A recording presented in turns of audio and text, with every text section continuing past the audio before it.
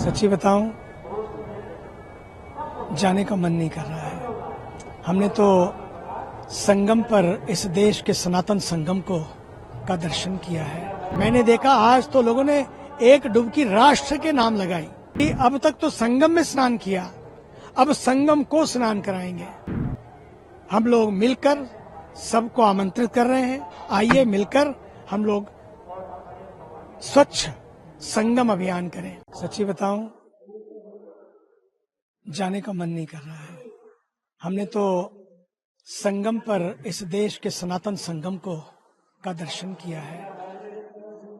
मैं तो इस देश की जनता का अभिनंदन करता हूं। क्या श्रद्धा है, क्या आस्था है, क्या लोगों का भाव है। और फिर साथ ही साथ सच तो ये है, हमारे देश के ऊर्जावान प्रधानमंत्री जी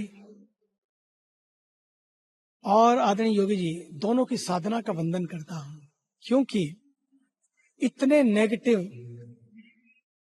इतने नैरेटिव, इतनी तरह की बातें, उसके बावजूद भी 65 करोड़ से ज्यादा लोग स्नान कर चुके हैं और अभी भी चले आ रहे हैं लोग, चले आ रहे हैं, चले आ रहे हैं। लोग दंग हो गए।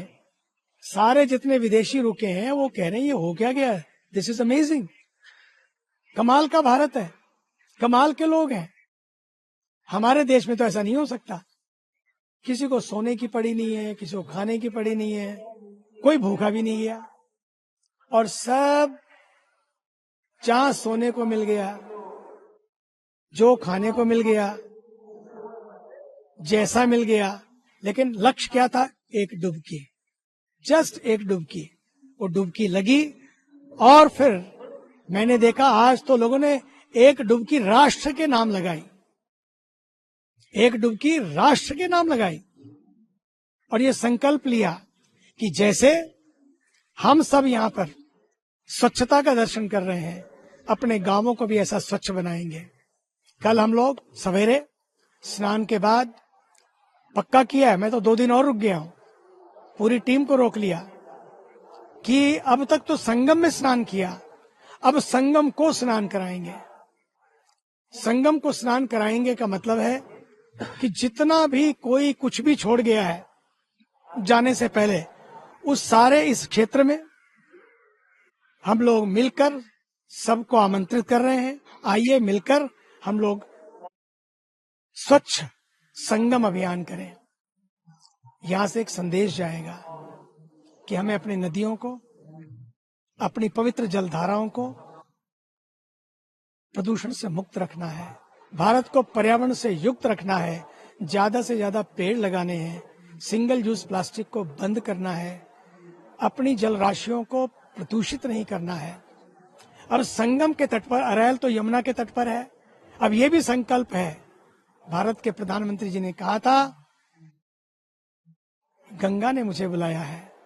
अब तो मेला महाकुंभ भी सजा, अब तो दिल्ली भी सज गई है, अब तो यमुना की बारी है। सबने की तैयारी है, अब यमुना की बारी है। यहां से यमुना के तट से यमुना मैया के लिए सब मिलकर ऐसा अभियान करें कि 1 साल के अंदर अंदर हमारे भारत के तपस्वी ऊर्जावान प्रधानमंत्री जी वहीं आकर यमुना जी की आरती करें और फिर ब्रज में यमुना जी की आरती हो। बस देखिए, सनातन का ये महाकुंभ ये प्रेरणा दे रहा है। आइए सनातन को अपने जीवन में जगाए रखिए। हमारे संस्कार, हमारी संस्कृति, हमारे मूल्य, हमारी जड़ें, हमारा मूल, बस उससे जुड़े रहिए और मूल्यों को अपने जीवन में अपनाए रखिए। ये सनातन का महाकुंभ सच मानिए इस भारत की चेतना का दर्शन करा रहा है, क्योंकि सनातन है तो भारत है, भारत है तो सनातन है। जो लोग कई बार समझ नहीं पाते हैं ना, मैं तो उनसे भी कहता हूं, जो खोया उसका गम नहीं, लेकिन जो बचा है किसी से कम नहीं। आइए उस बचे हुए को बचाए, और ताकि हमारे बच्चे, आने वाली पीढ़ियां, हमारे बच्चे बचे रहें, उनके लिए संस्कार और वैल्यूज को हमें बना के रखना है। इन नदियों को जीवित रखना है, क्योंकि इन्हें हमें जीवित रखा है, हम इनको जीवित रखें। If Ganga dies, India dies. If Ganga thrives, India thrives, the health of the nature is the health of the future. सच तो यही है, the future of our nature is the nature of our future. बस इसी के तहत ही प्रकृति संस्कृति बचेगी तो संतति बचेगी। आइए अपने भारत को, महान भारत की यात्रा पर, इस महाकुंभ के पावन तट से, महाकुंभ तो पूर्ण हुआ लेकिन यात्रा अब शुरू हो रही है। भारत माता की जय। अमर उजाला जीवांजलि के सारथी की मदद लें और महाकुंभ में स्नान जरूर करें।